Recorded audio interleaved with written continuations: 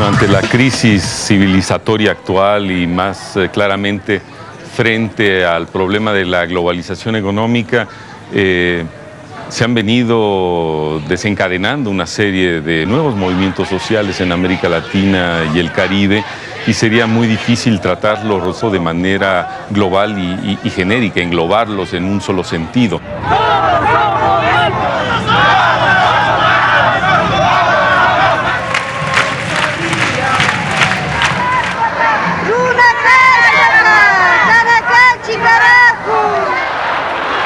Estamos pasando del repudio, de la confrontación con un sistema de explotación hacia el terreno más amplio que nos permite confrontar con la dominación en su conjunto. Entonces, dominación en lo económico, pero también en lo político, en lo cultural, en el lenguaje, en la construcción de imaginarios, etcétera. Eric Hobsbawm, que es un gran historiador británico, dice, desde su mirada europea y europeizante, que el siglo XX corto empieza con la Revolución Rusa y termina con la caída del muro de Berlín. El siglo XX corto para nosotros empieza con la Revolución Mexicana en 1910 y termina en Chiapas, con dos acontecimientos políticos importantísimos. Uno, la de 1910, la de una forma de democracia mucho más profundizada que las que proponían los de la Reforma y la Ilustración, con un componente popular que fue muy importante y que marcó un hilo en las luchas políticas nacionales, esas luchas desde el Estado que llevó a América Latina. Y Chiapas marca otro hito importante, que muestra otros caminos de las políticas emancipatorias, la política emancipadora a distancia del Estado. Canales de participación del pueblo en la toma de decisiones. Debe existir un fondo de desarrollo rural permanente.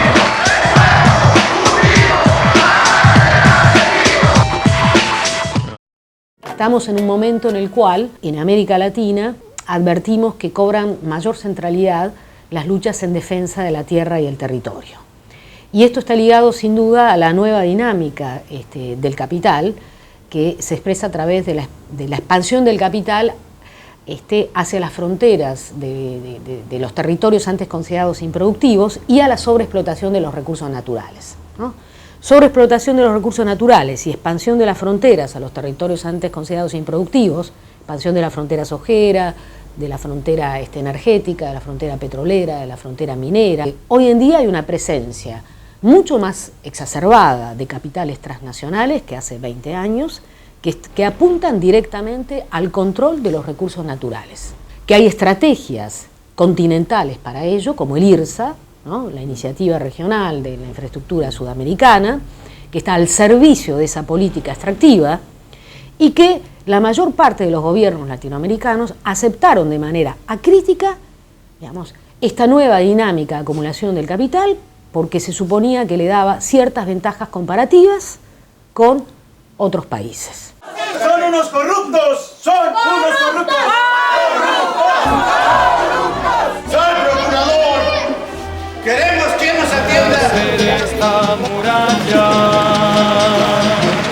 tráiganme todas las manos, tráiganme todas las manos, los negros sus manos negras, los blancos sus blancas manos.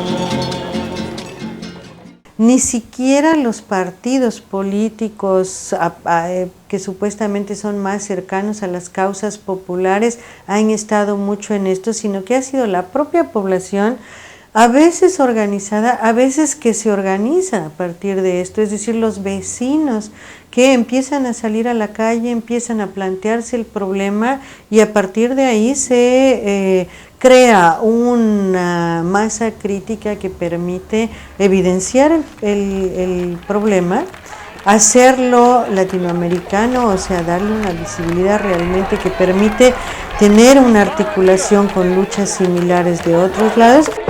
¡El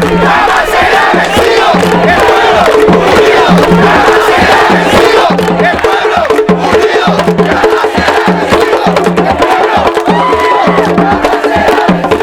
marco encontramos que las luchas que colocan la defensa de la tierra y del territorio hoy son cada vez más centrales y que eso reúne desde actores campesinos e indígenas hasta poblaciones urbanas que antes se veían muy alejadas de reivindicaciones de este tipo, indígeno-campesinas, y que hoy en día encuentran cada vez más afinidad en sus luchas.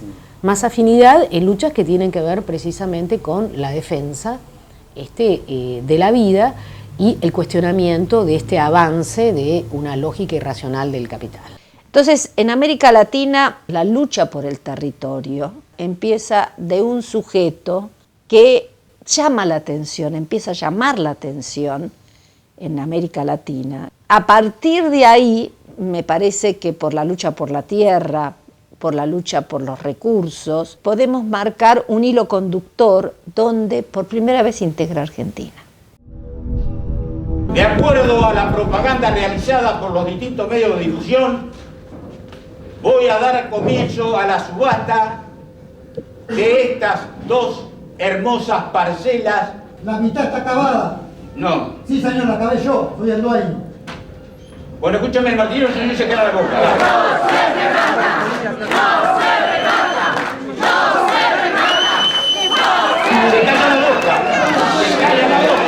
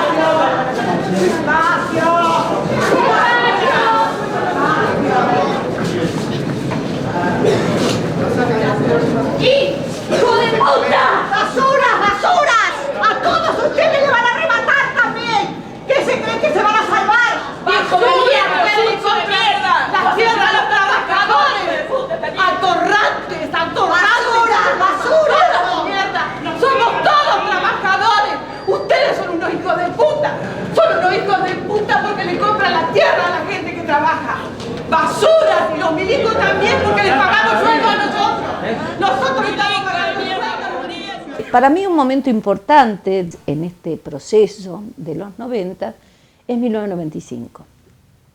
Porque en 1995 los pequeños productores, no campesinos, sino pequeños productores, habían escuchado esa promesa del menemismo de que podían entrar a una agricultura del primer mundo si se endeudaban. Un 27 de mayo de 1995, un día a la mañana, llega el rematador a tomar estado de mis bienes, porque bueno, nosotros habíamos contraído una deuda en el Banco Pampa de 15.000 pesos y en ese momento ya estaba en 200.000, fue en el 94.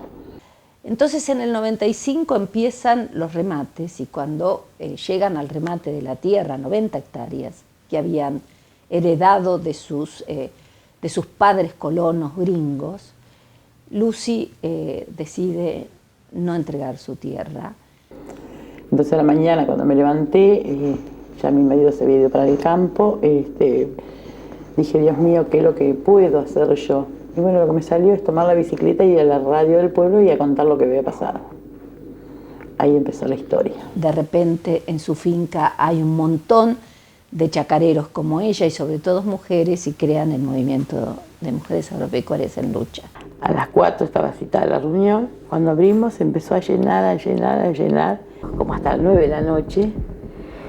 Todo el mundo contaba lo que pasaba, llorábamos, Bueno, y se decidió hacer un petitorio de que a partir de ese momento no íbamos a permitir que a nadie se le saque ni una herramienta y ni un pedazo de tierra. Entonces empezaron a llamar las mujeres de las otras provincias que estaban en la misma situación que nosotras. Bueno, llamó Formosa, llamó Santa Fe, Buenos Aires, Córdoba, llamó Río Negro. ¿Y qué hacemos? Todo esto se venía...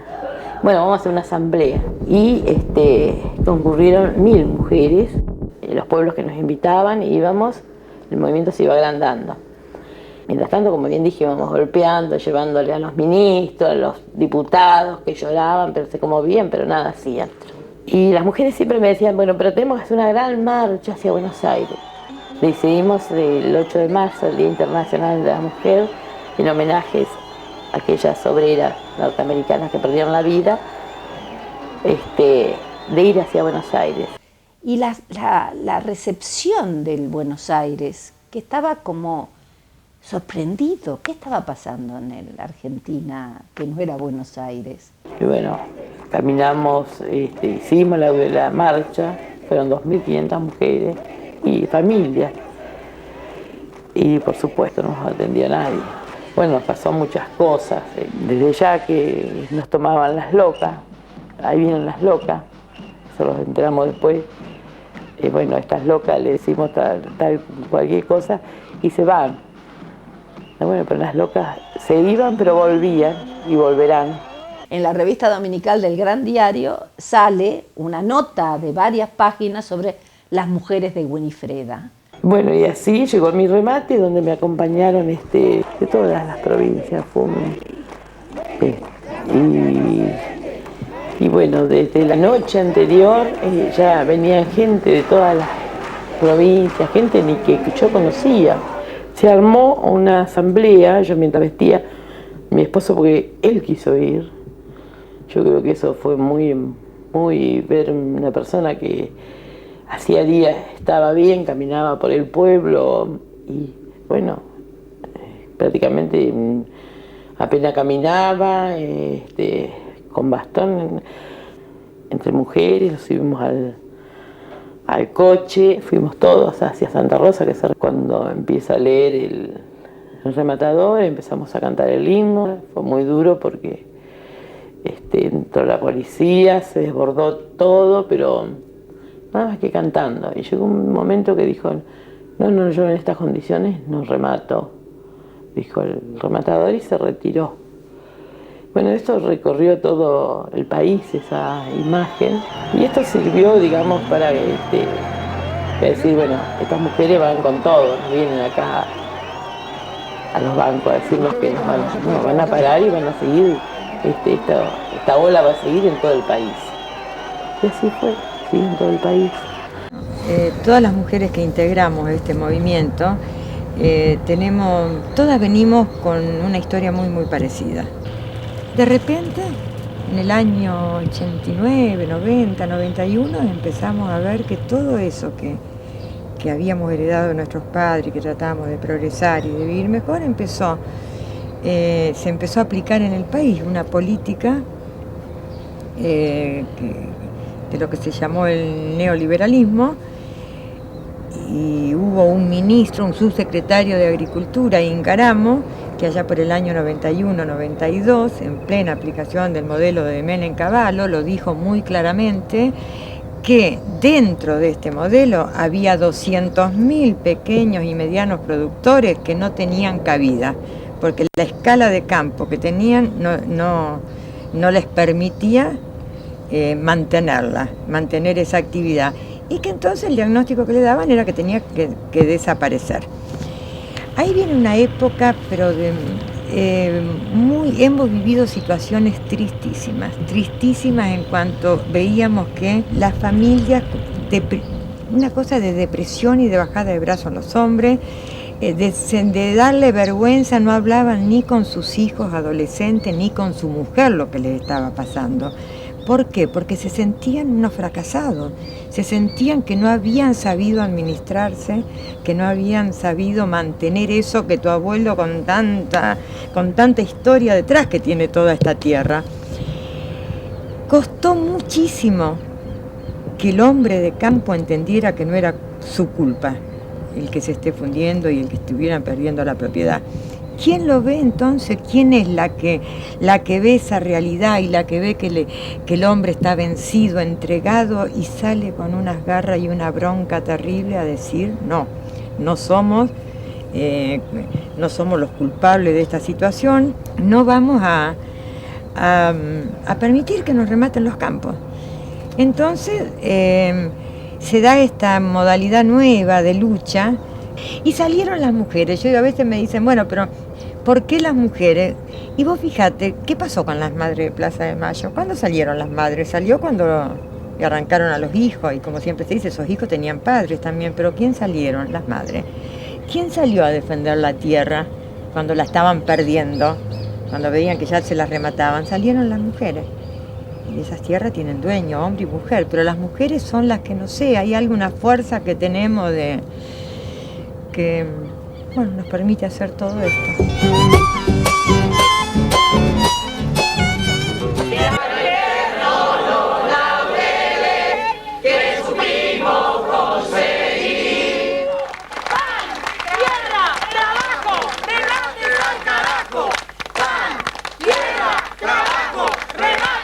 Quienes habíamos sido fogueados o educados en todo lo que era la solidaridad, el comprometerse con el otro, el pelear juntos, y que de repente nos dijeran que todo eso se había terminado, porque bajo el fin de las ideologías, de los ismos y de todos los demás, era si tenés un hermano mal al lado, que reviente solo. Entonces eso de donde un teléfono comunica al otro pueblo, ese pueblo a otro pueblo, ese pueblo a otro pueblo, que se va a rematar a alguien que no conocemos. Y desde donde se empieza el remate como un hecho particular e individual, entonces el remate pasa de ser un drama individual de alguien que por la deuda cayó y pasa a ser una pueblada. Entonces empieza toda la resistencia desde los pueblos. Con eso mismo se empieza, por ejemplo, reuniones en todos los pueblos porque quieren ejecutar a pequeñas pymes, por ejemplo. Entonces, ¿qué hacen? El cura toca las campanas de la iglesia, los bomberos tocan la sirena y se los invita a salir del pueblo o se los echa patada. Entonces, esa chispita que fue el remate dio origen a toda una cosa mucho más social y más amplia, donde se empezó a resistir un modelo económico. Entonces, ¿cómo el movimiento de mujeres en lucha no iba a ser mi lugar en el mundo si en realidad, a través de la pelea y de la lucha, de la defensa de los intereses de los pequeños y de los medianos productores, de todo ese modo de vida, de toda esa cultura chacarera, desde todo eso que yo sentía como que me nacía de los intestinos más o menos, ¿cómo no iba a ser mi lugar? Porque yo entendía que defendiendo la pequeña propiedad agraria íbamos a tener la posibilidad no solamente de acceder a la tierra, pero aparte de eso es lo que a uno le da la perspectiva de lucha para decir desde dónde arrancamos y qué país queremos en lo agrario. Queremos a Benetton, queremos a Malita Fortabá, queremos a la extranjerización, no, queremos miles y miles de chacras. Pensar que unas mujeres que habían sido ama de casa, nunca habían salido y de repente están ahí y yo las veía discutir mano a mano.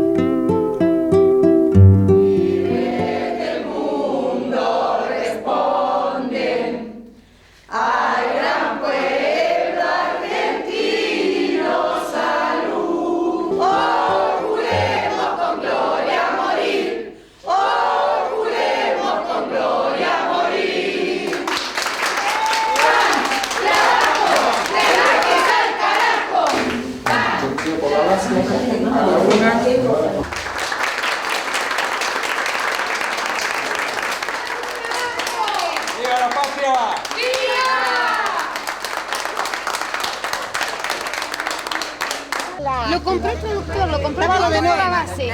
Así que de 10 estuvo. ¿Cómo andaba Norma? ¿Bien? Estaba lo de Norma eso recién. Chao, Sí. nena. Bueno, chao. Qué bueno. Y esas mujeres habían dejado el delantal hacía muy poco. Es un fenómeno de la Argentina que hay que marcarlo cuando uno habla de los movimientos sociales, ¿no? Porque ahora, cuando las vemos a las chicas de Famatina y de Chilecito, casi es natural que sean ellas, pero empezó en todo este ciclo de protesta de las mujeres.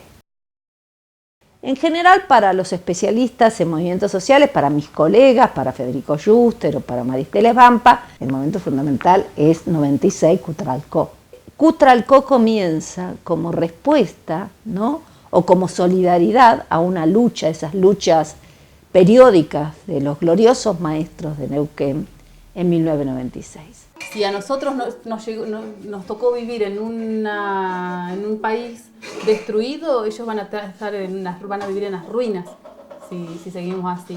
Digamos, es una respuesta al gobernador por las promesas incumplidas para solucionar el problema de los desocupados de YPF en esos dos pueblos.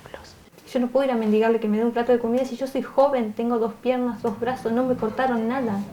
Lo único que me cortaron fue la dignidad de comer todos los días. Al segundo día las cosas se fueron poniendo más duras, más firmes por el frío que habíamos pasado la primera noche. Ya después todas las noches fueron muy duras y la gente se iba acoplando cada vez más. Había recambio de gente, en la mañana venía uno, se iban otros a dormir. Los comerciantes cerraron todos los locales, te llevaban comida. Era un compañerismo y eso sí, no entraba ni salía nadie de Cutralcó. Se juntan más o menos 10.000 personas.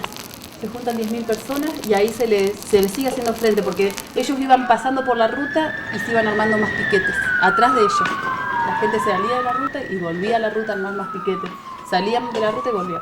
Así fue, bueno, llevaron muchísimos detenidos, incluso menores de 10, 12 años se llevaron detenidos. ¿Cuántos años tienen? 12. ¿Vos cuántos años tenés? ¿Cómo te llamas? Checho. Matías, ¿cuánto? Checho, de edad. Checho, por favor, camión. ¿Cómo te llamas? Pablo. ¿Cuántos años tenés, Pablo? 12. ¿Cómo te llamas? 12 años. ¿Cuántos años? Lo único que se escuchaba era: maten a todos estos indios de mierda, que no le queden ganas de cortar otra ruta, a esta hay que enseñarle. Así que nos corrieron por todo Cutralcó y Plaza Huíncula, ahí fue donde en Plaza mataron a Teresa Rodríguez.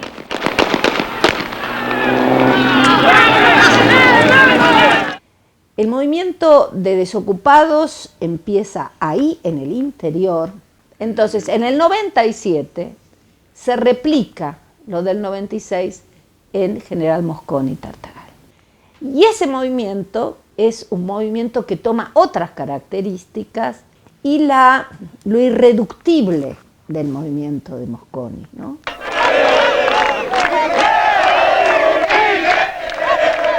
Las que son muy importantes en Mosconi son las mujeres, porque si bien aparecen ellos como los desocupados y los que salen, las que estuvieron todo el tiempo en la ruta con los muchachitos, con sus hijos y sus sobrinos y sus vecinos, fueron las mujeres. Hay hogares, niñas, que no tienen el pan. Hay chicos que no van a la escuela porque no tienen calzado. Y cuando vos salís a pedir no te escuchan, no escucha. Pues esa es la única forma para que no escuche, es que cortar la ruta. Pero ¿qué nos da? La respuesta que nos da es palo. No solo palo, muerte. Y muchas veces se hacía que los dirigentes salieran para que no los agarraran presos, y los que quedaban en la ruta eran las mujeres y los jóvenes, ¿no? Y esas mujeres han tenido una fuerza increíble que tal vez alguna vez haya que mostrarlo y reconocérselo, ¿no? Y ya no se podía, ya era insoportable, ya no había cómo, de qué poder salir adelante.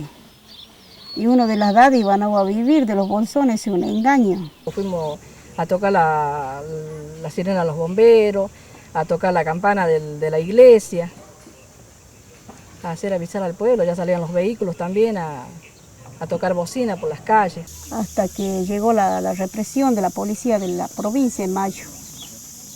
Nos mandaron.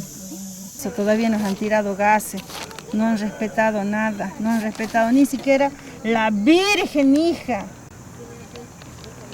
Ellos no han llegado a reprimir así normalmente, a tirar gases para que se vayan a la casa. No, ellos han llegado derecho a tirar balas. A todos nos están disparando como si fuéramos delincuentes.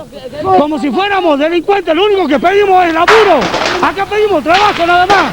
Y ellos metan a tirar tiros, metan matando a los hijos. Así que, claro, causa pánico, terror.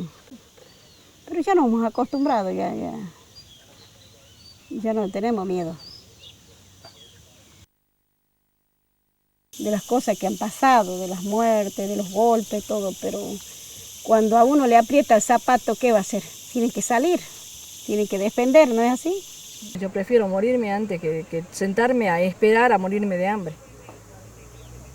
Vos votás y no decidís nada, reclamás y te dicen reclamen, es como un paisaje, ¿no? Que vos una linda postal que vienen fotógrafos del extranjero y dicen, mirá qué genio, esto, inventan todos los días cosas nuevas para protestar, cuando tuvimos corte de ruta, después el cacerolazo, entonces va como una novedad vendible, digamos, ¿no? Entonces,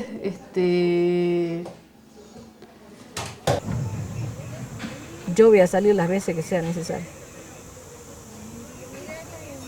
Cuando yo vea gente que no tenga trabajo, que nuestros gobernantes se hacen los sordos, yo no tengo problemas de salir a la ruta. Así me cueste la vida.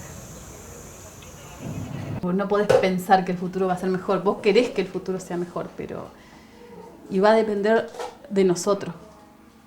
Va a depender de que nosotros nos demos cuenta de que ya no hay alguien que va a venir a hacer las cosas por nosotros. Tienen que ganarse sus cosas por sus propios medios. Yo de ninguna manera estoy de acuerdo, ni me gustan los comedores, ni tampoco las dádivas. Sí o sí nosotros merecemos un trabajo.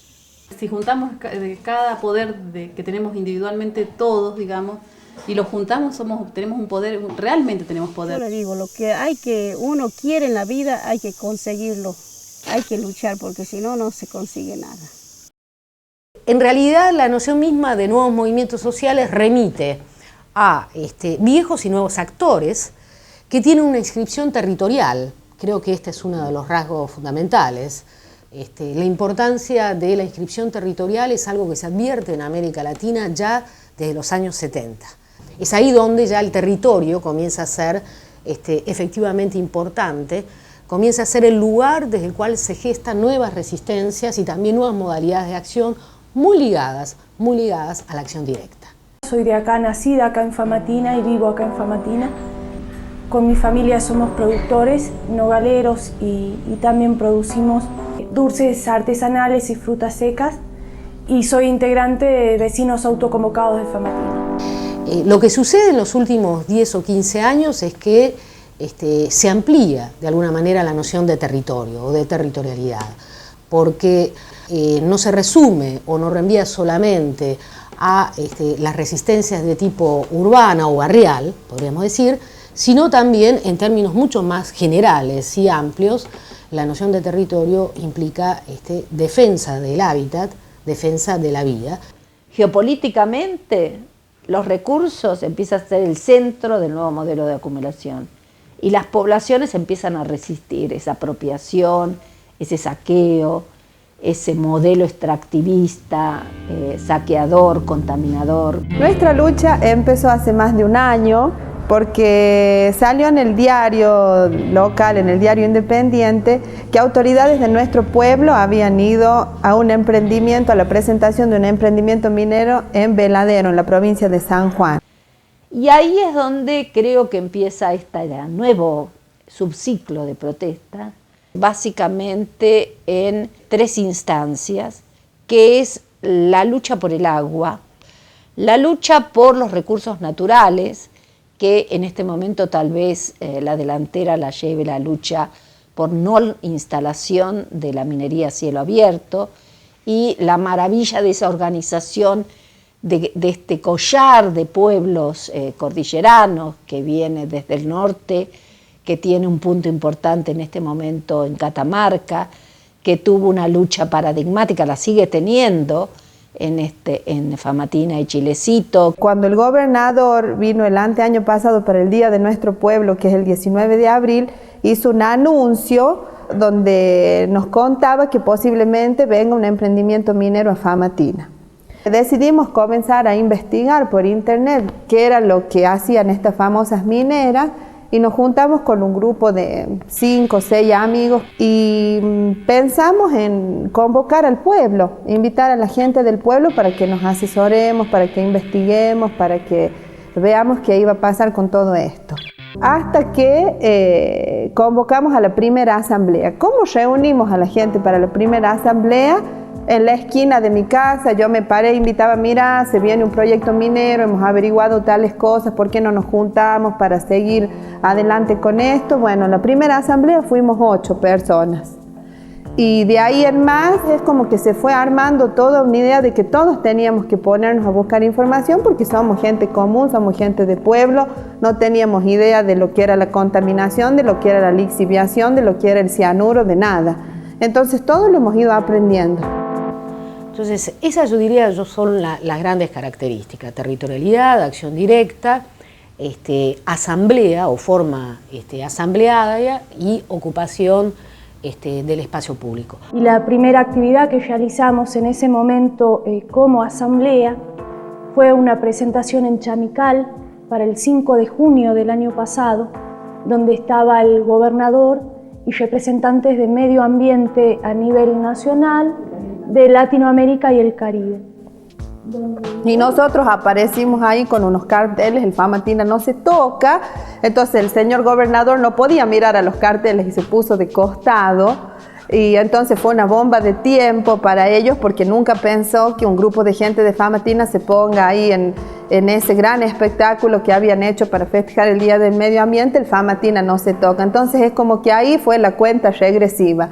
Ahí el gobierno tomó conciencia de la movida que había aquí, de que había gente joven, gente vieja, gente con estudios, gente sin estudios, o sea, todo el pueblo. Se generó toda una concientización porque empezamos a salir en los diarios. En ese momento el que estaba como gobernador Massa había hablado, además de la explotación que pretendían hacer acá en el cordón del Famatina, de la extracción de oro, plata, cobre y otros metales, también hablaba de la explotación de uranio a la altura de 3 Piedras, donde bueno, nosotros nos caíamos de espalda y desde ahí empezamos la lucha.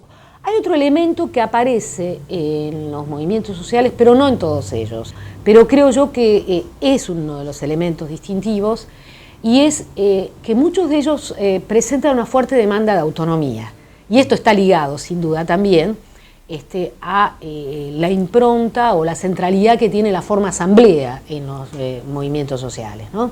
Puede ser un elemento fuertemente defensivo. La autonomía, por ejemplo, en las asambleas socioambientales contra la minería en Argentina tiene que ver con este elemento defensivo porque hay una gran desconfianza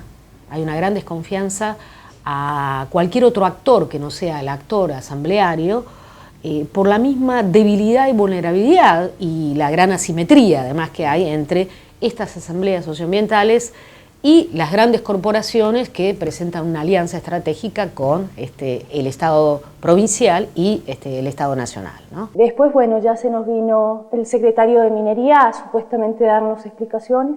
Nosotros no teníamos conocimiento que venían las autoridades del gobierno, porque no habíamos invitado a nadie. Nuestras asambleas eran públicas los días jueves, entonces iba toda la gente que quisiera ir. Teníamos el rumor, conocíamos que la gente del gobierno quería venir a las asambleas y bueno, entonces nosotros dijimos que vengan. Si son asambleas populares, asambleas abiertas, entonces que vengan. Y esa mañana habíamos hecho una jornada con los alumnos de las escuelas primarias del medio, donde los chicos se les había explicado que era una explotación minera y ellos hicieron gráficos, carteles, sus manitos pegadas, escribieron los mensajes y eso quedó todo colgado en el salón a donde nos íbamos a reunir a la tarde. Un día antes nos llega a nosotros una película donde vimos lo que eran las explotaciones mineras. Entonces para esa tarde organizamos, para esa asamblea de ese jueves, poner un televisor grande. Cuando termina la película se para la señorita esta nuestra que fue maestra de nosotros, es maestra actualmente de nuestros hijos y dio el testimonio de lo que se vivía en Catamarca. toda la gente se fue. Es un pueblo, todo es desierto ahora. Se fueron la gente a vivir en otro lado, se vinieron a Belén, que es un poco más poblado. Y que todavía ellos dicen, bueno, hasta acá todavía no llega la contaminación del agua, pero va a llegar. Qué lástima que en este pueblo todavía no se hayan concientizado bien y hayan podido venir a ver semejante documento. Pero ustedes tienen que ser los agentes multiplicadores, ustedes tienen que salir y contar lo que vieron. Puedo certificar lo que dice Graciela. Hoy voy en mi moto y ya no están los amigos puesteros que yo sabía visitar en ese valle, en el valle Calchaquíe, en la zona de Santa María, Los Nacimientos, no existen más, mis amigos. Y eso gracias a políticos, embusteros y entreguistas como siempre. Buenas noches. ¿Se escucha? ¿Escuchan todo? Yo soy Abel Nonino, soy el subsecretario de Minería de la provincia. Conmigo viene un grupo de técnicos. Él llamó diciendo que quería una reunión chica con los cabecillas de la asamblea. Entonces yo le dije que no había ninguna cabecilla, que todos éramos asamblea, todos éramos interesados, todos éramos damnificados en este caso. ¿Usted sabe cuántas empresas pasó por Famatina? Sí. ¿Y todas esas han explotado Famatina? Sí, no. Han hecho ¿Cómo saben que la barriga va a explotar Famatina? Porque ahora es rentable. Ellos no respondían las preguntas que les íbamos haciendo como pueblo, como gente común. Siempre preguntando o tratando de respondernos con altanería, con bromas tontas, sin respondernos sinceramente, que nunca lo hicieron. Lo que pasa es que ellos no esperaban encontrarse con gente que podía rebatirles algo. Entonces ellos con estupideces querían convencernos y no podían, como que se dieron con varias sorpresas ese día. Que nos contesten, en caso de que la exploración dé positivo, que ya sabemos que está dando positivo, ¿cuánto va a ser el cianuro que van a usar por día y con qué agua van a hacer el proceso de lixiviación? Eso es lo que queremos saber. ¿Y cuánta agua va a quedar para Famatina y la contaminación que va a tener Famatina y Chilecito? Bueno, Sabemos. No sabemos si va a haber una explotación todavía. Sabemos que hay buenos resultados. No sabemos si va a haber una explotación. Perdón. ¿Cuándo se sabe? ¡Otro aplauso! Y eran cosas reales, o sea, no era nada armado, nada, o sea. Y bueno, esta gente se empezó a poner muy nerviosa y quedó en evidencia que no tenían argumentos para defender nada. Entonces ahí la gente tomó como más cuerpo y la gente de Famatina sabía mucho y ellos no sabían nada. Nosotros lo que queremos saber es si existe una contaminación y si vamos a sufrir lo que el pueblo de Catamarca está sufriendo. Y Nonino lo único que hacía era moverse el anillo y querer justificar que el cianuro era biodegradable. ¿Cómo van a sostener el cianuro que guarden durante tanto tiempo? ¿Cómo van a asegurar contra los temblores las impermeables? Las filtraciones, claro. Punto 1. Se utiliza una solución saneada, no es cianuro puro lo que se está utilizando. Punto 2. Todas esas obras que se hacen, ¿sí? Se hacen obras antisísmicas. Sabemos que hay edificios antisísmicos. ¿Sí? Pero, ¿y en Catamarca qué pasó entonces? Yo me puedo hacer cargo de mi provincia. Ajá. ¿Sí? Yo puedo empezar, digamos decir, yo hace 5 meses que estoy trabajando con todo un equipo para que por ahí no ocurra lo que ha ocurrido. En el informe de impacto ambiental no solamente tiene que consignar lo que pasa con el agua, con la flora y con la fauna, sino también con los recursos culturales. Y entonces tendrían que decir la empresa en el informe cómo va a proteger esa zona que es un patrimonio cultural. Ya le contesto a usted. Atento a esto. ¿Usted qué cargo desempeña? Asesor de la subsecretaría. Ah, muy bien, o sea que nos cuesta a nosotros. ¿Sabía usted que pasando los cajoncitos, la empresa dinamitó el camino del Inca que estaba picado a la derecha? ¿Conoce por lo menos dónde son los cajoncitos para que justifique su sueldo y me pueda contestar? ¿De qué me está hablando usted de preservar las reliquias arqueológicas cuando se dinamitó el camino del Inca?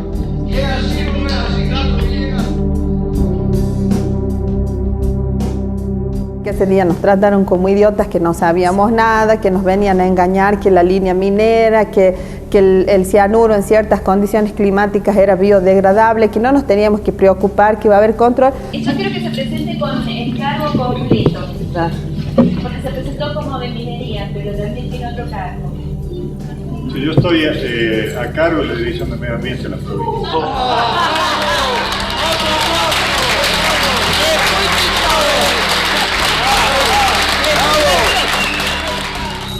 En 10 años eran 21.600 toneladas de cianuro sólido. ¿A dónde queda ese cianuro? ¿A dónde lo tiran? ¿Cuánta agua utilizan para lavar ese cianuro, para lixiviar ese cianuro? ¿Qué pasa con la explotación del uranio? ¿Qué acaso no contamina también? ¿Acaso no es radioactivo el uranio? ¿Y el agua que van a utilizar? ¿De dónde va a salir el agua? Ya está sabido que es porque el agua no se va a modificar para Mamatica. No, pero ¿de dónde van a sacar agua? Nos van a dejar una desertificación tremenda y usted lo sabe. Usted lo sabe.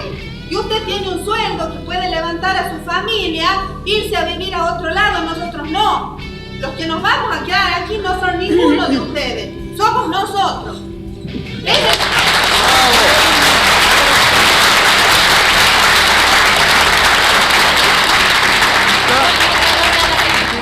Yo le pregunto, señor Nonino, ¿quién ha dejado la minería para mi pueblo? Únicamente arena y nada más. Aquí no hay viudas y huérfanos. Acá nunca lo hemos conocido al oro, nunca nos han dejado nada, absolutamente nada. Y quieren seguir en la misma. Y no tenemos derecho los pobladores de Famatina a reclamar nuestros derechos porque es de la provincia. Nosotros estamos despojados de derechos de todo. Y dígame usted, ¿ha quedado una silla de algarrobo alguna vez en Famatina del oro que se llevó a Alemania, Inglaterra, Canadá, Estados Unidos, Asia?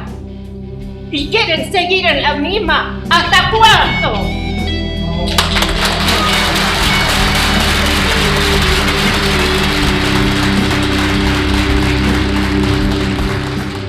Porque nos vienen a hablar acá la gente de minería, del desarrollo que va a traer la minería, la mano de obra que va a traer la minería, las mejoras en la calidad de vida que va a traer la minería. ¿Cuáles?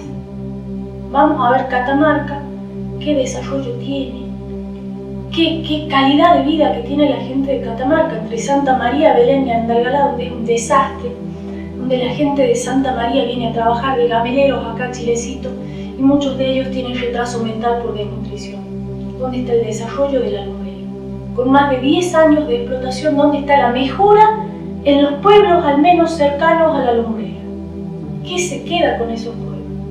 Donde las casas se vienen cayendo por las voladuras o por el peso de los camiones que van y vienen, llevándose lo que es nuestro. ¿Dónde está el desarrollo de Veladero? ¿Dónde está el desarrollo de San Juan?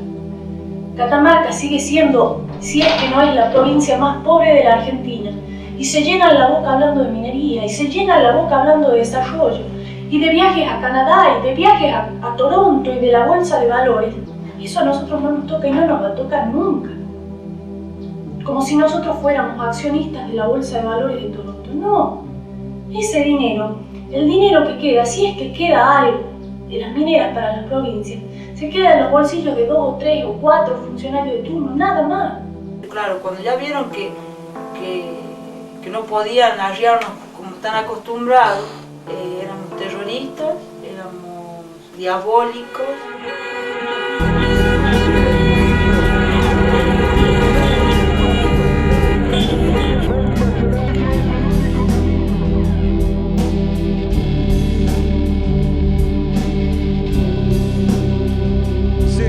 Se requiera al señor gobernador cancele inmediatamente el mega emprendimiento que se está llevando a cabo en el cordón del Famatina.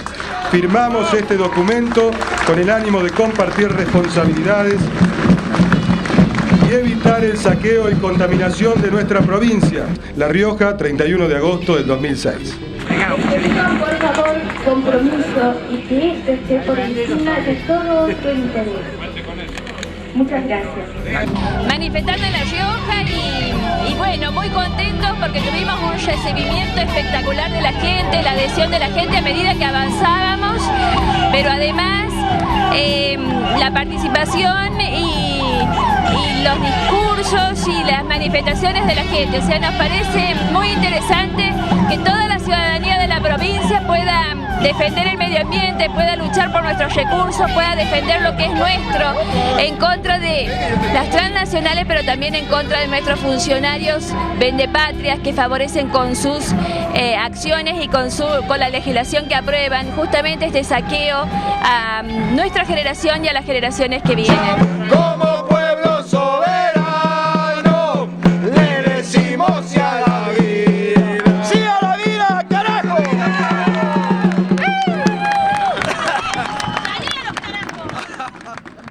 Nuestro primer objetivo era afectar a la gente de la minera por al menos 3 días. Ese mismo día por la mañana se empezó a hablar en la legislatura el tema de la ley de prohibición de la explotación minera con uso de cianuro. Que este avasallamiento, que este nuevo intento del gobernador y de su séquito no es nada más ni nada menos que para tapar la más grande estafa que se le hizo al pueblo riojano. Se va a pasar a votar el proyecto de prohibición a cielo abierto de la actividad minera. También en esa misma ley se prevé la consulta popular en los departamentos de Chilecito y Famatina. Los invito a los señores diputados a levantar la mano por esta ley que estamos tratando. Aprobado por unanimidad. 21 votos.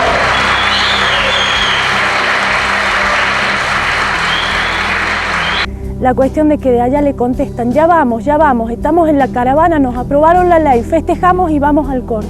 Y ahí decidimos mantener el corte, porque bueno, tenemos la ley, ahora tenemos que sacar a la minera de acá. Tenemos que exigirle a esta minera que se vaya de acá porque esto es nuestro. Esta montaña, este cerro es nuestro. Y es por eso que decidimos mantener el corte. Al principio iba a ser por 3 días, pasaron los 3 días, hicimos una asamblea y decidimos estirarlo una semana. Pasó la semana, volvíamos a juntarnos en asamblea y decidimos estirarlo por otra semana más y ya van 3 meses y pico. El corte de Peñas Negras hizo que los don Barrick, los señores Barrick, bajaran de su pedestal y vinieran a hablar con nosotros porque habíamos interrumpido el paso. La cuestión de que a los 2 días vino Oscar Núñez, representante del proyecto Famatina, encargado del proyecto Famatina, trabaja en San Juan, en Barrick, San Juan, y otros representantes de Barrick a nivel nacional. Vinieron a pedir de que dejemos bajar la gente.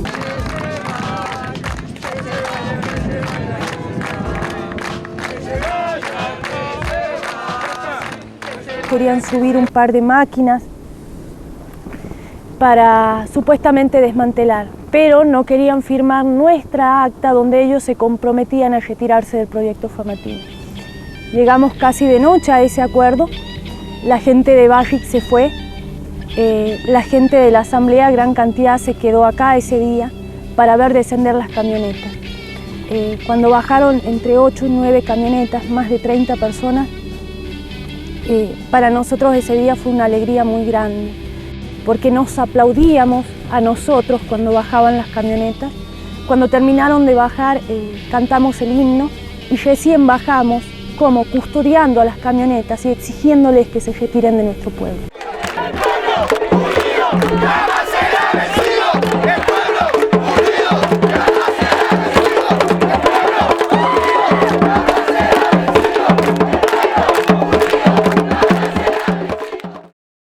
Nosotros lo que estamos pidiendo ahora a lo largo de toda la cordillera es la derogación de las leyes criminales que hizo Carlos Menem, de las leyes que hicieron las empresas multinacionales o transnacionales y que aprobó la legislatura de la nación, donde entregan absolutamente todo a cambio de nada, donde terminamos nosotros, los pueblos, pagando a estas multinacionales para que se lleven nuestros minerales y nos envenenen.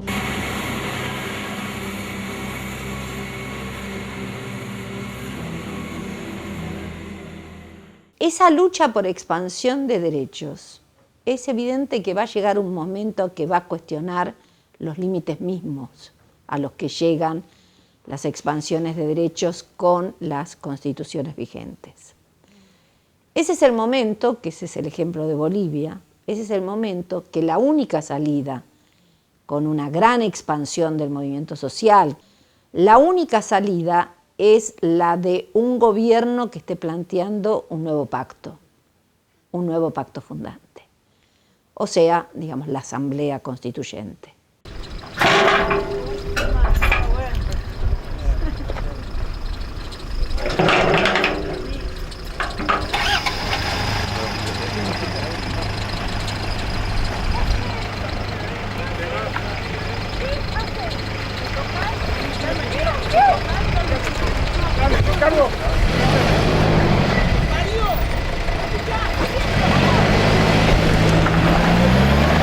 Dani. ¡Estás golpeando! No agarré, ¿para qué la agarrás? Pueblo, ¿vos sabés lo que es pueblo? ¿Vos sabés lo que es pueblo? Salgan de acá. Maricón de mierda. No lo toques, no lo toques, no lo toques.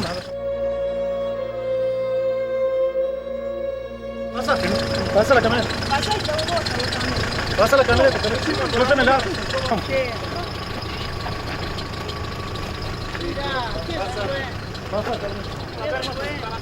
No me toques, no me toques. No me toques. Soltá. Soltá. Soltá. Soltame.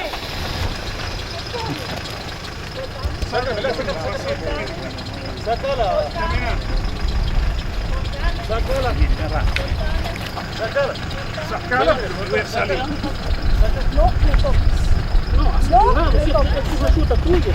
Esto no es ayuda tuya, por favor. No hagas lo que estás haciendo.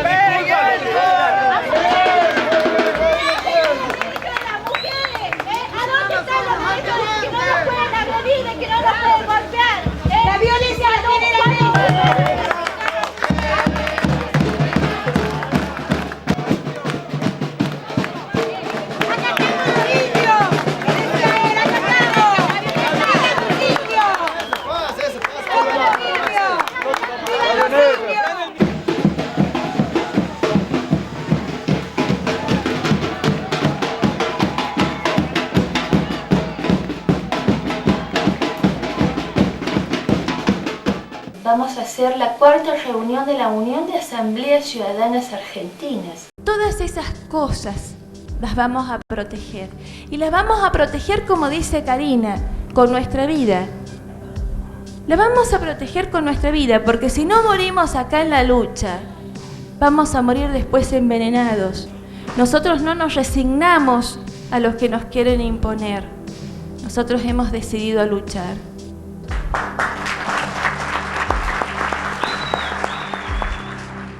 Y aquí estamos para unirnos a todas las asambleas y los movimientos, para que este grito sea cada vez más potente y se escuche en toda la Argentina, en todo Chile, en todo Uruguay, en toda Latinoamérica, en todo el mundo que está sufriendo el saqueo, la contaminación, la opresión de los países dominantes. Pero estamos seguros, y yo sé que ustedes también, que depende de nosotros.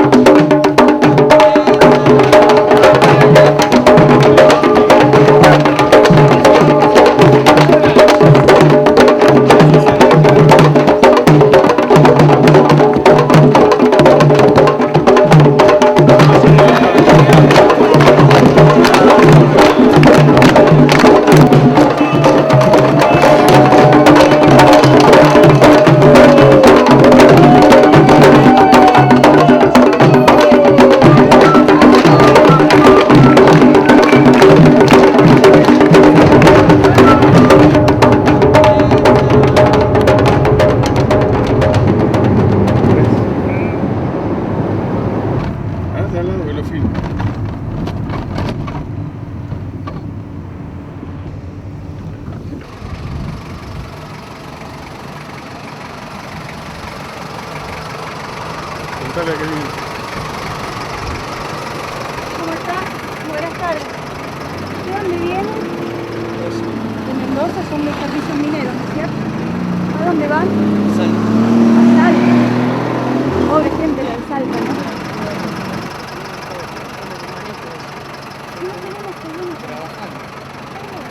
No tenemos problema con esto. La cuestión es el método y las empresas que están atrás de esto. Es por eso que los topamos y les pedimos pacíficamente y les avisamos pacíficamente de que no los queremos acá, de que estamos tratando de preservar nuestro lugar en el mundo y nuestra fuente de agua.